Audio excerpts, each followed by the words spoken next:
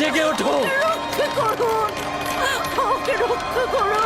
আমাকে বাঁচাও, বাঁচাও ফাদ্দানবাসী, আমাকে বাঁচাও ফাদ্দানবাসী। আমি বলছি আমি কোনো অন্যায় করিনি। অভিযুক্ত ফারাজ ইস্তারের শত্রু। ও পাথর দিয়ে ইস্তারকে আক্রমণ করতে চেয়েছে এবং আমাদের খোদাকে অসমর্থ ও নালায়েক বলে আখ্যায়িত করেছে। ফাদ্দান শহরের প্রাচীন রীতিনীতি অনুযায়ী যে আমাদের খোদা ইস্তারকে অবমাননা করবে তাকে অবশ্যই আগুনে নিক্ষেপ করে হত্যা করা হবে। ফাদ্দানবাসী, তোমরা কি এরকম চুপ করে পাথরের মতো আমাকে দেখে যাবে? তোমরা কি কিছুই বলবে না? আমাকে এরকম অমানবিক ভাবে অত্যাচার করে পোড়াতে যাচ্ছে এই লোকজন। তোমরা কি কিছু বেচারা ফারাজ। তোমরা কি নিশ্চুপ হয়ে সারা জীবন দেখে যাবে? ফাদ্দানবাসী, দয়া করুন, রক্ষা করো আমাকে, কেউ তো এগো। একদিন আমার মতো তোমাদেরকেও এভাবে পুড়িয়ে ফেলবে ওরা।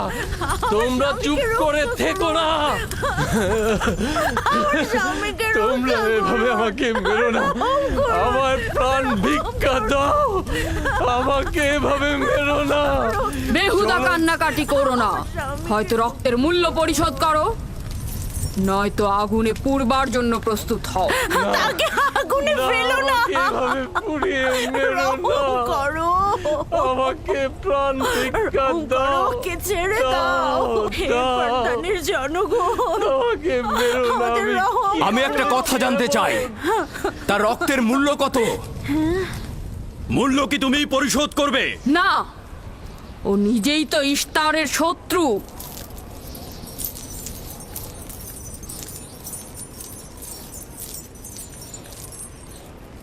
তুমি নিজেই তো ইস্তারের শত্রু।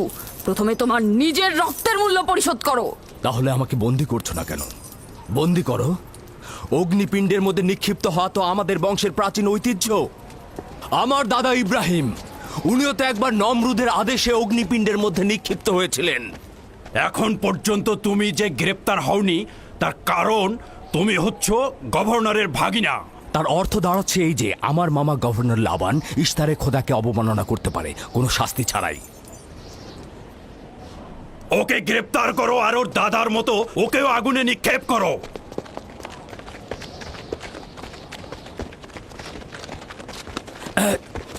ছেড়ে দাও, আমার প্রশ্নের উত্তর দাও। ছেড়ে দাও আমাকে। এই, এখানে কি হচ্ছে এসব?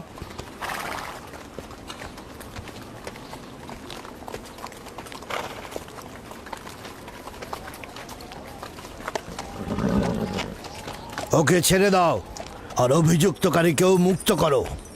ফারাসের অবশ্যই শাস্তি পাওয়া উচিত। যখন ইয়াকুব জীবনের মূল্য পরিশোধ করতে চায় তখন তোমাদের কোনো অধিকার নেই ওকে শাস্তি দেবার।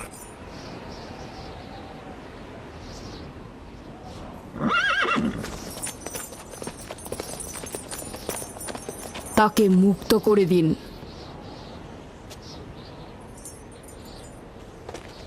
ইয়াকুব, তুমি অবশ্যই ফারাসের জীবনের মূল্য স্বরূপ 500 দিনার পরিশোধ করবে। হ্যাঁ, কোনো সমস্যা নেই, আমি এই অর্থ পরিশোধ করব।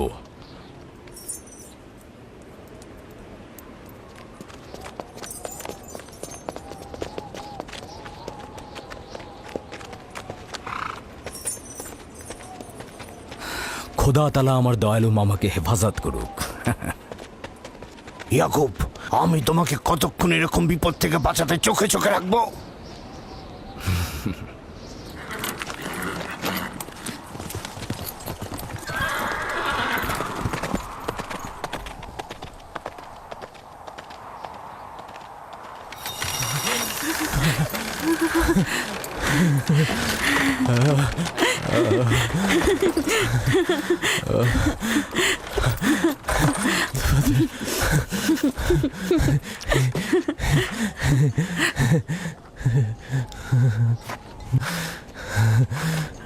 আপনি মহান, আমরা কৃতজ্ঞ। আমরা অনেক কৃতজ্ঞ আপনার কাছে। আমার জীবনের মূল্য স্বরূপ যে অর্থ আপনি প্রদান করবেন তার বিনিময়ে সারা জীবন আমি আপনার কৃতদাস হয়ে থাকবো। আপনি মহান, আপনি মহান। আপনি ফারাজকে মৃত্যুর হাত থেকে বাঁচিয়েছেন, আপনি আমাদের নতুন জীবন দিয়েছেন। হয়েছে হয়েছে, এবার এসো এসো।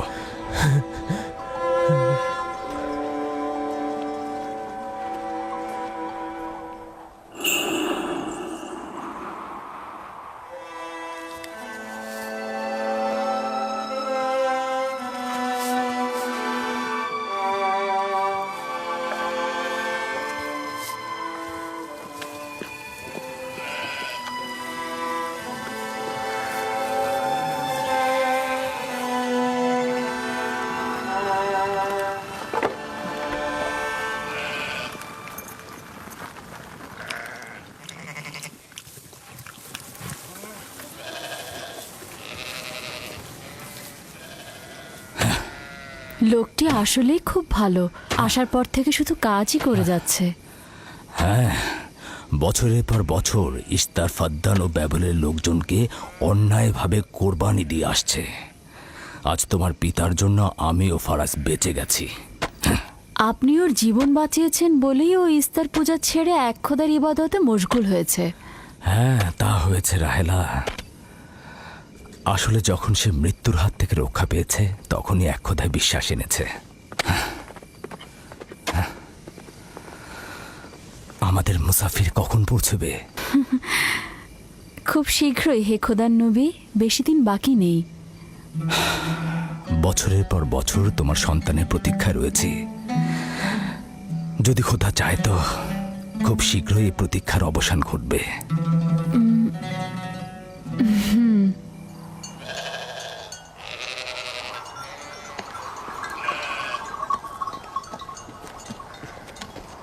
ইস্তেকদার, তোমার ও তোমার পরিবারকে সালাম। তোমার উপরও দরুদ বর্ষিত হোক ইয়াকুব রাখাল। হ্যাঁ, কৃতজ্ঞতা জ্ঞাপন করছি। মন্দিরে ইস্তারের জন্য খোরমা হাদিয়ে নিয়ে যাচ্ছ? প্রভুদেরকে তো অবশ্যই খুশি করতে হবে, তা না হলে তো এবছর বৃষ্টিপাত হবে না, তাই না? আমার কিন্তু মনে হয় মন্দিরের ইস্তারে চাইতে তোমাদের বেশি দরকার ওই খোরমা। তোমার কাজ হচ্ছে আমাদের খোদাকে অপমানিত করে আমাদেরকে রাগান্বিত করা, তাই তো? তোমরা কি নিশ্চিত যে ইস্তারের মন্দিরের ওই পাথরের মূর্তিগুলো সত্যিকার অর্থে বৃষ্টি বর্ষিত করতে পারবে? তোমার এসব কুফুরি কথাবার্তার কারণেই আমাদের মন্দিরের খোদা নাখোশ হয়েছে, আর এই কারণেই ফাদ্দানের আকাশে আজ মেঘ নেই। এই ইয়াকুব, ইস্তারের অবমাননা থেকে তুমি নিজেকে রক্ষা করো। চলে এসো, চলে এসো।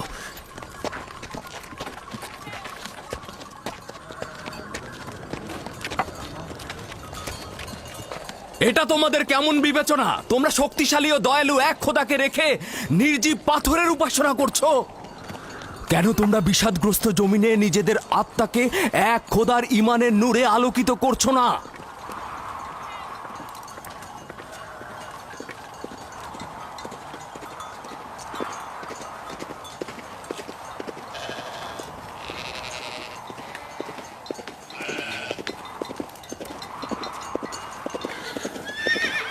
হে মহান ইস্তার ইলাহি, তোমার ফলপ্রসূ এই মন্দিরখানা তোমার শত্রুদের রক্ত দ্বারা পবিত্র করব।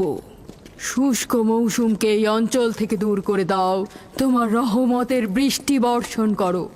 হে মহান ইস্তার ইলাহি, তোমার এই ফলপ্রসূ মন্দিরকে তোমার শত্রুদের রক্ত দ্বারা পবিত্র করব।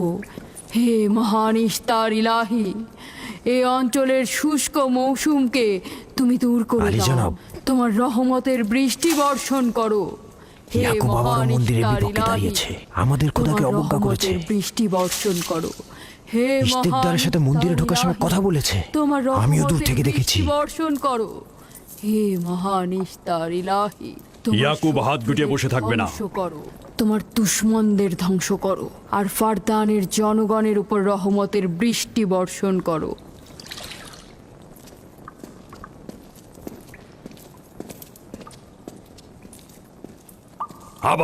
ইয়াকুব আবারও শুরু করেছে। আশা করছি ওর উপর এবার খোদার লানত বর্ষিত হবে। এখন আমাদের কি করা উচিত? লাবানকে এখানে ডাকো, তার সাথেই সমাধান করব। যত তাড়াতাড়ি সম্ভব লাবানকে আমন্ত্রণ করো।